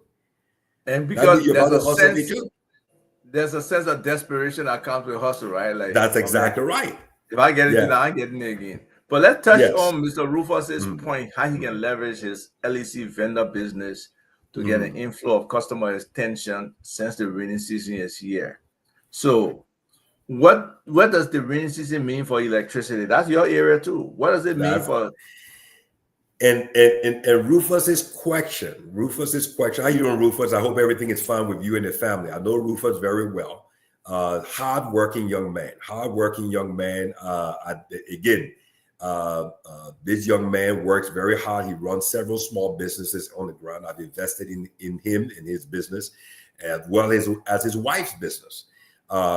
His wife's business, what we did was my wife and I, we invested in a popcorn making machine, We invested in the popcorn machine. We invested in the oil, the popcorn, the butter, the So seasoning, the bags. you gotta taste the pepper in the popcorn. She came up with her own. She came up with her own seasoning. She then made the list, and we said, "Okay, we'll make this investment. You run the business. You know, Rufus, you teach your wife how to do her accounting, her daily sales, her profitability, and make sure that within 60 days she's able to realize her initial capital investment. And then from there, we don't want the money back, but the whole idea is make the investment, make sure within 60 days you can recoup your capital investment, and then over those 60 days you would have And let learned people the understand, process. not for every business, but some business gotta be in it for a long haul to profit. But it's a For the good long, target to set. it's a good target to set 60 days. So that means within 60 days, you make sure that you're reinvesting and you're capturing hi Dominic, and you're capturing all your cash flow. Okay, so from the energy side, that's the challenge with Rufus and all of the LEC vendors across the city. The Liberian energy sector, electricity sector, depends on 80%, 90% of all of this power coming from where? From Mount Coffee. So, and Mount Coffee depends on rainfall. And that rainfall, like you said earlier, is seasonal. So the rainy season is coming. So now electricity will be more stable. And then the electricity vendors depend on making their money in those for 5 or 6 months in the year, because when dry season comes, LEC doesn't have a dry season strategy that will help the vendor to sustain their business. So Rufus, my recommendation to you is use WhatsApp, back to communications. Use your WhatsApp. Communicate with all your vendors and with all your customers. Use the technology of communications and the internet. Use the fact that your customers don't have to physically walk to the vending booth, but they can send you their meter number, make the pay. Use the mobile money infrastructure. They can send the money to you by mobile money. They can text you their meter number, and then use the same technology and recharge them and send them back their token. So using telecommunications in the Liberian business community, in the market, can help you to be more efficient, more productive. You can sit one place and manage all of your customers using the right technology, using telecommunication services, using the mobile network infrastructure, taking advantage of the fact that the rains are coming, and hopefully the CLSG connection to Cote d'Ivoire CIE will be paid, and then once reliable power comes in, you can grow your LEC vending business. So use telecommunication services, use WhatsApp, use SMS, use Lone Star, use Orange, and use mobile money on both networks to attract your more customers and sell the one thing that you sell the best. Is the person doesn't have to physically meet you to get their LEC token. WhatsApp me, send me your meter number. I will generate the token, pay my money by mobile money, and I'll send you the token in less than 5 minutes. As opposed to walking 15, 20 minutes to the booth, standing on the line, making the payment there, then going all the way back home to put the token number in the meter. So sell the value proposition that you offer the market, and more customers will come to you because you're selling value as opposed to now selling LEC. That's the key. Good afternoon, Mr. Dominic Nimlin. How are you? Is there anybody listening in Buchanan that wants to reach out to talk for questions on building a good business network? Talking about Buchanan, LEC is planting the poles in conjunction with Jungle Power. So Grand Bassa, Buchanan is going to be electrified hopefully this rainy season. They will have electricity 24/7, 365 electricity. Hopefully in the coming months, that will be a major transformation for the Buchanan area. So the Buchanan businesses should hopefully see more profitability because their cost of energy will significantly reduce. And the question now is, how are the Liberians in the U.S. who are from Grand Bassa County, who are from Buchanan, how are you going to take advantage of that? How are you going to translate electricity in Grand Bassa, in Buchanan, into profitability and building your resilient business network, communications network, contact database in Buchanan to take advantage of the transformation that will be taking place on that side. So, anybody who has any questions, please call in, post your questions on the chat. Those who are out there listening to the show today, so we're talking about building resilient business networks. How can we leverage our contacts with each other, with other people from different countries to grow your business? How can you attract them as investors into your business and into your idea to transform, to translate into more business for yourself, generating revenue, raising capital? All of those things are on the table today. How can we do that as Liberians to play a more meaningful role in our economy? How can we do that? But just to get back to Rufus a little bit, is it in terms of reaching the customers? How is it different from some of the other, vendors out there? Is there any different service that he provides, or is it just he's at a locale where people just come to and he's able to get that walk through traffic, and so he probably needs more communication around the environment, the neighborhood, or stuff like that? Is about understanding the dynamics of his business too. Rufus, if you're listening, call into the program. Call you. Call me, and I'll put you on the show today so you can explain, you can answer the questions, you can give the folks some ideas as to how to do meaningful business, and talk about the challenges you're having and your experience on doing business in Liberia, in Monrovia, for say. I know he has customers all the way in Kakata. He has customers in Kakata that because again, it's the same network, it's the same grid. So customers there reach out to him. He goes out there to do marketing. He finds those customers, he walks through the town and hands out flyers. And then those customers contact him, because again, the whole idea is if you're in Kakata and you need your Ola Bright. Very good. Ola, you got my number. You listen to the show, call in. Let's put Ola's question on there. I think he has a comment. So he made a statement about trust. The same thing we're talking about. I think we have a networking problem as Liberians, owing trust and other stuff. Yeah. Ola, call in. Don't just put the comment. Pick up the phone. Call in. We'll get you on the show today, so you can let's have an open discussion on this networking. Networking, contact, linking, building our contact database to explore, to grow business. Dominic Nimland, the way you can be part of it, call the program. I'll put the phone numbers up there. I'll put the numbers back up there again. I am the chair of commerce and trade for all Liberian businesses. Just to hear what Dominic said he is, right? Yeah. He's the chair on commerce and trade for all Liberian businesses at the LBA. So I believe I talked to Stroder before a couple of months ago and wanted him to come on, but we just never reconnected. But Dominic, the number is on here. Julius is calling. I got one caller here. Let me go ahead. On. Yeah, Julius, 1 minute. Oh, okay. I missed this. Let me call him back. Okay, I'm calling him back now.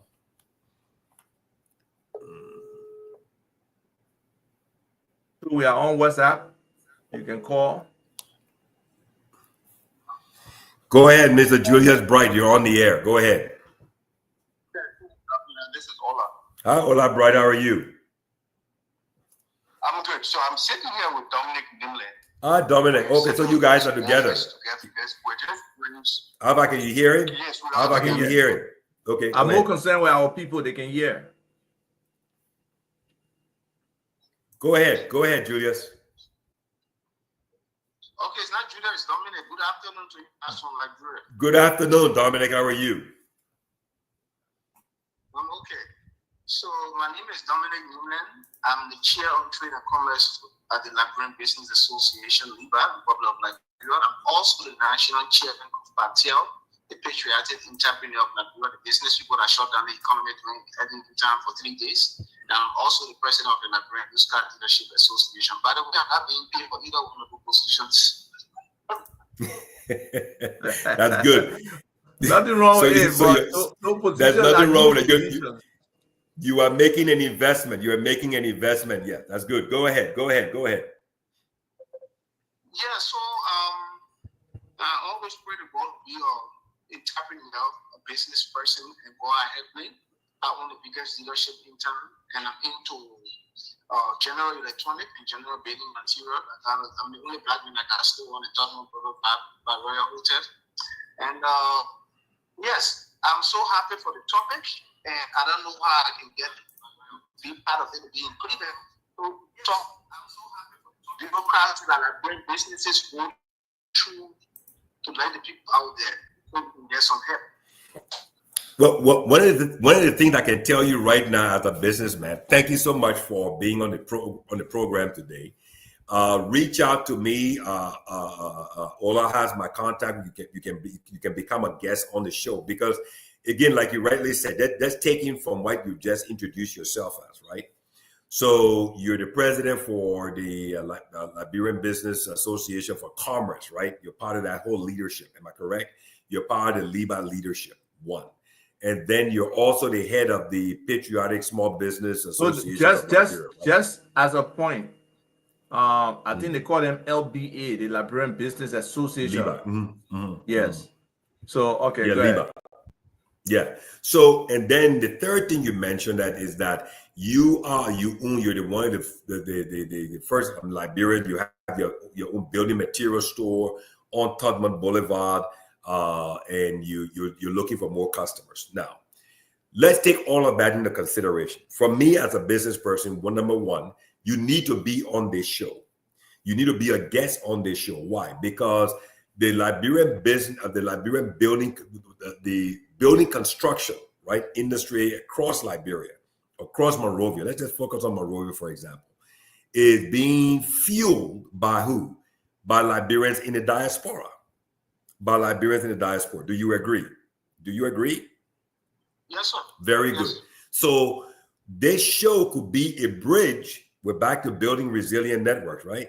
So you want to come on this show to talk about what your company is, who your company is, what you do, because the listeners on this show are also in the diaspora. And instead of them investing in buying material from a non-Liberian business, why can't they buy them building material from you, who is a Liberian-owned business? And then the question now becomes, what kind of a value proposition that you can offer to Liberians in the U.S.?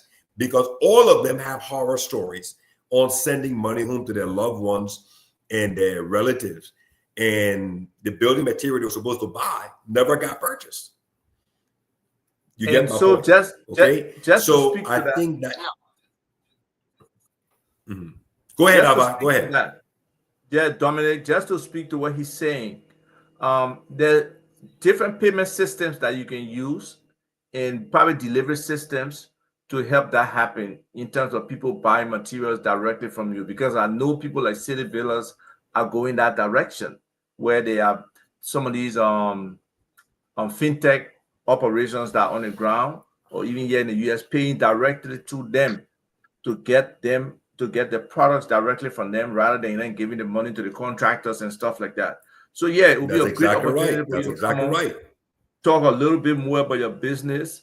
There could even be opportunities for partnership, because I'm talking to a young man, very visionary young man named Shadrach Winnie, who really wants to get into the construction space and even to the point of manufacturing, construction products in Liberia. Very ambitious young man. So that sector is about to boom. I believe if we can consider it booming already in terms of the whole construction sector and the need for different materials and the need for tools. I was just talking to somebody yesterday. Most Liberian, craftsmen or contractors, they don't have power tools. Yeah, they don't have power tools. That's exactly right. Like, part of it could be the energy to charge it, or some of them operate with battery. But most of them is just all pure physical strength. And the alignments, and all kind of things are off. And it delays the execution. Yeah, it delays the execution of the project. To that sector, you can push your agenda in terms of your own business, but at the same time, you can open the prospect and share, how that business is. That's a huge opportunity, I think, for some of the stuff we're doing trying to create the Liberia Diaspora Equity Fund.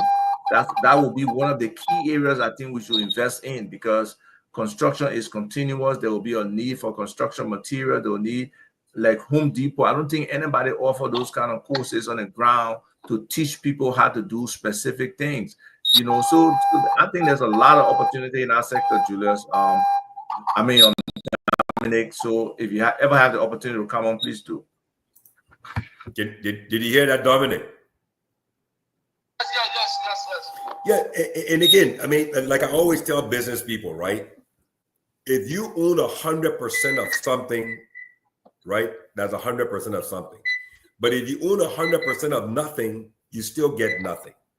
So as a businessman, and you're looking, like Ava and I, we talk on this program, Liberians in the diaspora send home over $800 million in remittances every year.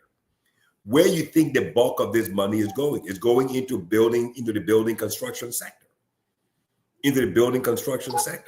So if you are in that sector, then that means you're only getting a small fraction of that.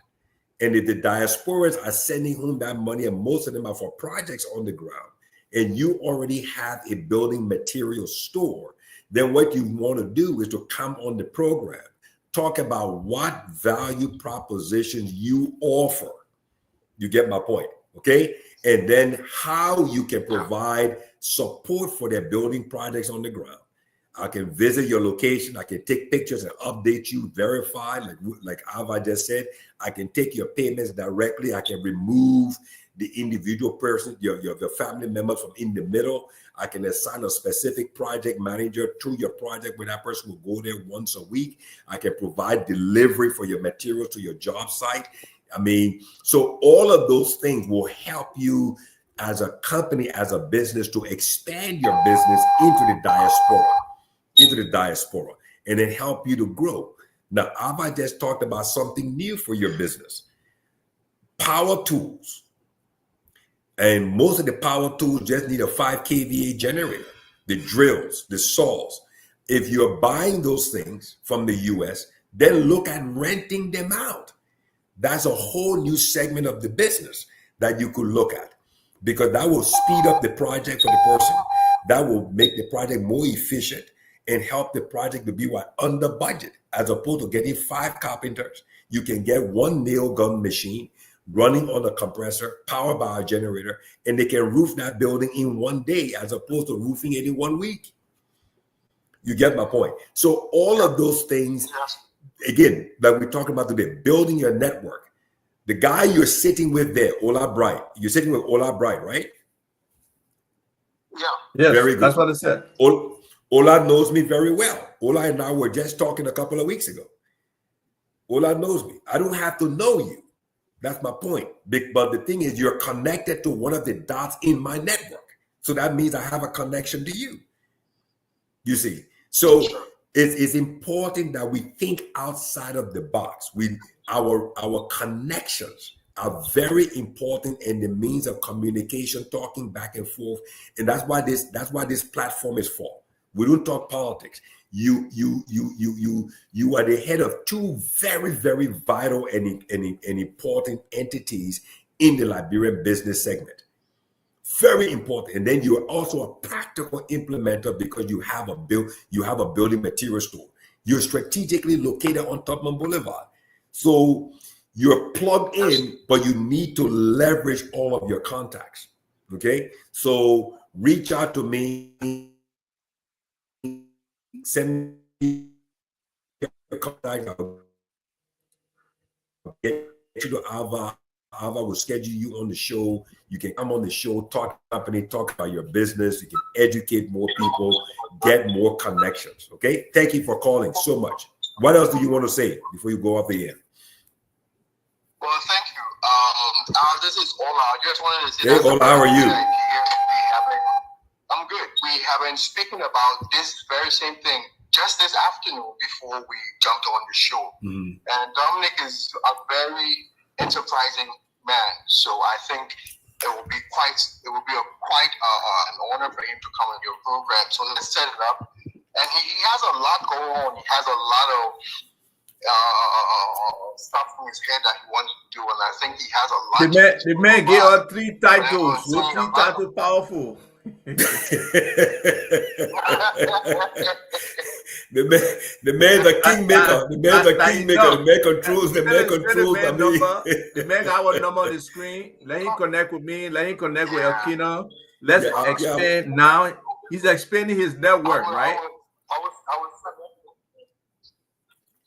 So along this, Dominic. Go ahead, Dominic. Yeah, I will get your number from him, but we like. No, look right on the screen, Dominic.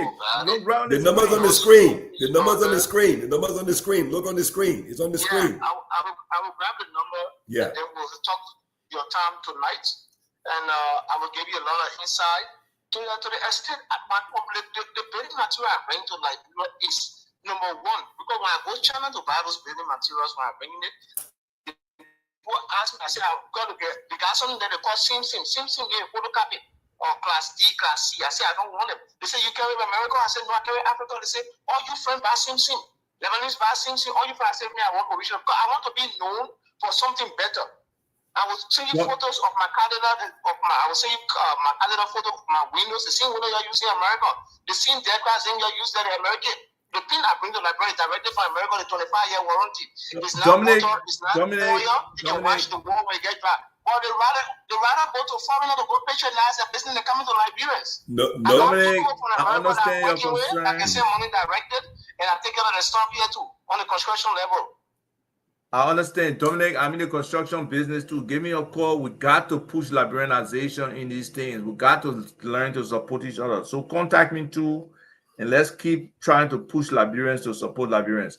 We have talked about the circulation of the dollar in the Liberian community. By the time we get it, we won't go spend it somewhere else. We don't want to spend it on our own people. So let's see how we can find that way, especially in this sector that will be hot and upcoming. To be able to do some of these things and be able to get some products on the market that people need. So yeah, so holler us. Good. So, thank you, Dominic, and thank you, Ola. So just thank you, guys. While we talking about that, just now, before because we're near our time, even though we're not restricted by radio, but I just wanted to share this little extract in terms of the time between manual and power and using power tools. I mean, I didn't know it was this significant, but I think it's important for us to see it. So the time difference between using power tools and working manually. And they say it can be significant depending on the task. So they gave general comparison: cutting materials, drilling holes, screwing, unscrewing, sanding, and finishing. So that only 4 of some of the key tools that these people use. So if you use a handsaw manually to a single cut, you take 2 to 5 minutes, and most likely that cut will not be straight, right? But you use the power tool, whether a circular saw or jigsaw, you can do it in 10 to 30 seconds. Yep. So that time saved that 80 to 95% of the time that you spend. To drill a hole or hand drill or brace will take you 1 to 2 minutes to do a hole. A power drill, that 5 to 10 seconds for a hole. Yep. That's 90 to 95% time savings. To screw something or unscrew. And we got a lot of cement walls. Manual screwdriver takes you 10 to 60 seconds per screw. And I bet for those cement walls, some of those hardwood, it takes longer than that. Plus the impact on your hand. Power tool, electric screwdriver, 2 to 5 seconds. There you go. 85 to 95% time saving. Sanding, and we know a lot of time our finishing is not good. You take that sandpaper, you rub the surface, that 10 to 20 minutes for just one little table. But if you get the orbital sander, it takes you 2 to 5 minutes to sand a whole surface. That's 75 to 90% saving. So overall, power tools can reduce a project time by 70 to 95%, depending on the task, the complexity, and what the scale of the job is. You know, like you get an example of a roof. You buy Yeah. probably using 5 to 6, packs of nails or more on Yeah, a and casing of nail. contractors Yes, the nail on the roof. Just yeah, imagine yeah. that person can take that hammer, knock each nail. If you got a power tool to power that nail in, it makes a big difference on the time it takes to put up a roof or to create your joist for your ceiling and all that kind of stuff. Anything that you got to put nail in. So it's a serious thought. Hopefully, Dominic will have some interest, and there will be, a way to market where he's at in the situation that we as Liberians need to support a fellow Liberian brother who's bringing. I'm bringing the same thing. I was thinking about that name for the longest time because they say in China. Look, my man, the people who go to China, they can really praise China. They say this America has nothing on China. They say the Look, products in China is just about the quality of product you want. The infrastructure is top notch. I can't wait to go to China. Hopefully next year I'll go to China. But it's a very the thing is that the thing is this, important Abba. The thing is this. The thing is, right? Many Liberians, let me, I'm happy that Dominic and Ola are sitting together.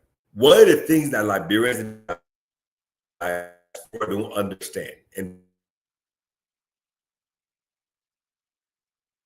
breaking up, but I don't know whether it's me or it's him.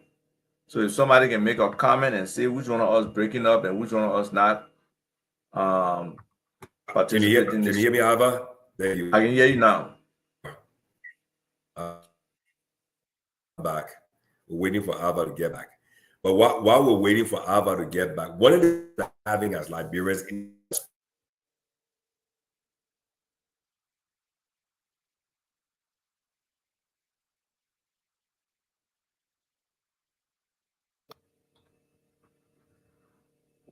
one of the things, I'm back. Are you there? One of the things that we in the diaspora don't connect with building in Liberia. Yeah, Ola, we're back now. We're back on now. One of the things that we in the diaspora don't connect with doing our projects in Liberia is that we don't understand how important, on the U.S. side, right? On the U.S. side, we have this thing called, let me finish this topic, then we move to closing.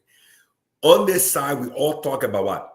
The value of our home, the equity in our home, because, and then against that equity, you can take a loan.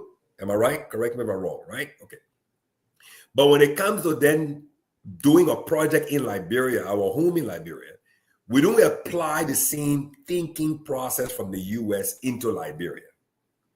Why would you want to build a home in Liberia just with any kind of material, using any kind of people, and expect the quality of that what you're investing in to have equity or to have a good value?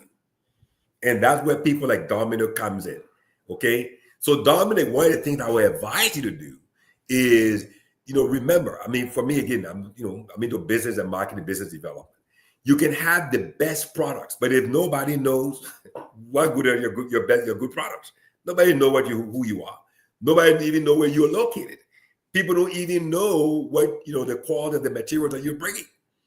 So you're singing to an empty church. So that's why it's important you come on the show, talk about what the value you're bringing, and then what you need to do as a building material supplier. As a building material supplier, what you need to do is to create other value services within your company. Don't just be the supplier. Also be the trainer. Have a training session where you bring electric tools, have the contractors pay you $25 per class for 7 days or 10 days for them to train them how to use the power drill. Give them certificates. Then you create the rental side of your business. I would tell you, you go to Lowe's, you go to Home Depot, all of them have now created a whole new segment of their business, which is called the rental business. Correct me if I'm wrong, Ava. If you need to do your carpet today, you don't have to have a carpet cleaner. You go to Lowe's or Home Depot and you rent it there for X amount of hours. You come, you clean your carpet, you take it back. So create another segment of your business, the rental business. If you buy the power tools, don't sell the power tools. Make the investment.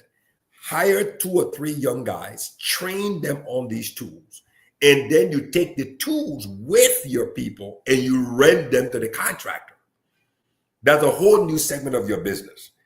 So if you have a person from the US who's building his house, he has a contractor, you say, look, to be effective in getting your house done, since you're putting all your money in there, don't forget, you're not just building a house, but you're making an investment.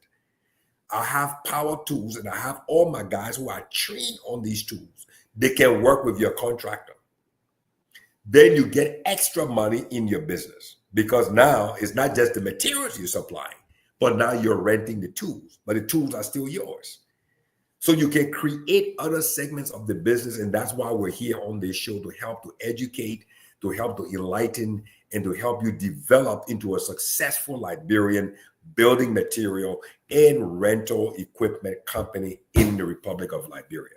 So that $800 million that diaspora sent home, you can get a bigger piece of that pie. Okay, so let's talk off the air. Let's get you on the show, and then you will give you the platform. You can talk, you can educate, you can enlighten. Liberians in the diaspora can pick up the phone, they can call, connect with you, and then you can help to grow and build your business from there. Okay, so thank you, Ola. Thank you, Dominic, for listening. All of the people, and like Abba said, thanks to all of those who sent in questions and comments. And we will do this again next Saturday, same time, same station. Today we broadcast out of Buchanan. We did not relay in Monrovia today on Love FM. Rufus Divine Kane is out today. He had a bereavement in his family. Our hearts and go out to him and his loved ones. Our sincere and deepest sympathies to a close friend of his that passed away. And Rufus will be back next week. So again, from me, on my side, I just say thank to all the listeners, all of those who participated. Ava, thanks to you for your time. Your time is invaluable. And, thank you for all your contributions you do every week. We're building this commitment. Ola and to Dominic, we look forward to seeing you guys, hearing you guys on the show. And again, people, let's call in, let's interact, and let's make this show a growing success. Thank you so much. Enjoy your weekend. Have a great day. Right. And I just want to add, we saw, for example, just now that quick call by Dominic, how much information we're able to get. And hopefully people who will listen to this show will hear that and understand it. So there are so many people out there who have ideas, who are doing things and stuff.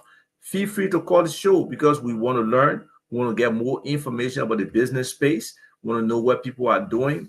And we have this focus on empowering Liberians, whether it's from a knowledge standpoint, it's from a strategy standpoint, it's from actual potential investment, and just bringing up different kinds of small business with Liberian ownership and Liberian understanding. So it makes a difference when we participate, when we collaborate, when we support each other. That's why we're building resilient networks among ourselves, among other Africans, and then externally to the Chinas, the US, the Europe, the Asia, all of that will be very critical. So I want to say thank you for all those who listened, for those who participated, the comments they shared, and those who are watching or will watch subsequently. Thank you and have a wonderful weekend. Peace.